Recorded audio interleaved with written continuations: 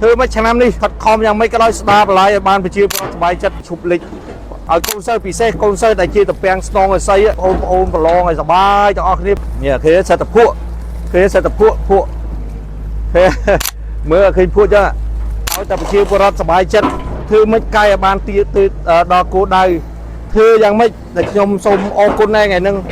អាយដាមឃុំសេអាបារីធានីភ្នំពេញអាយដាមឡៃវរៈលោកអភិបាលខណ្ឌពោធិ៍សែនជ័យខ្ញុំខិតខំជួយជំរុញខ្ញុំយ៉ាងម៉េចឲ្យបំរើប្រជាពលរដ្ឋឲ្យបានកាន់តែខ្លាំងឲ្យកាន់តែល្អសិតតែភក់អញ្ចឹងឲ្យបានទឹកវាអត់ហូរឥឡូវឲ្យធំបន្លាយគេធំអាកន្លែងនេះបន្លាយធំមែនទែនទៅហើយ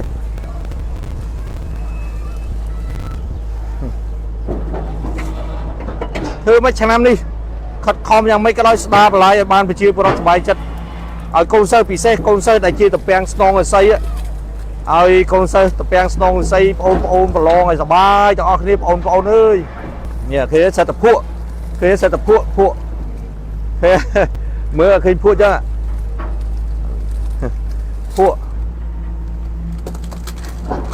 គោកអស់ហើយសិតតែនេះសិតតែលបាក់នេះគេនេះឡើងពេញគោកពេញអស់ហើយ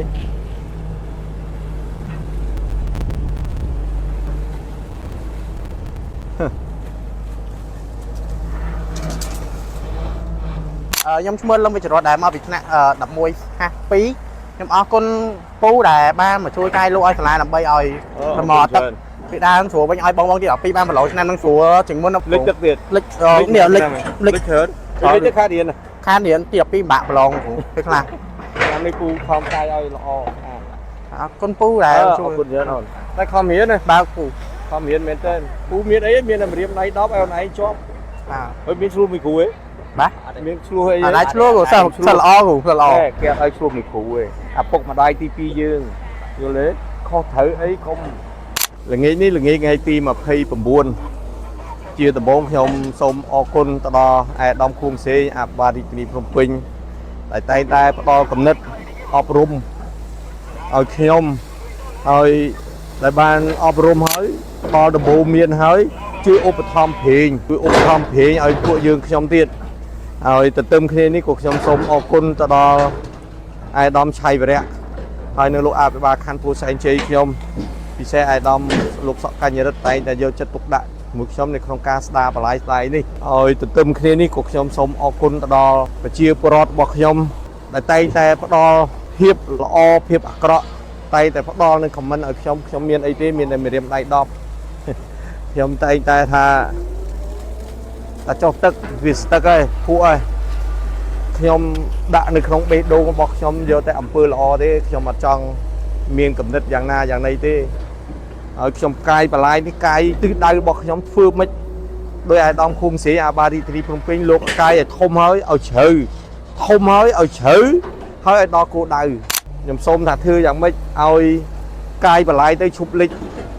ផ្ទះលិចផ្លូវរបស់ប្រជាពលរដ្ឋខ្ញុំ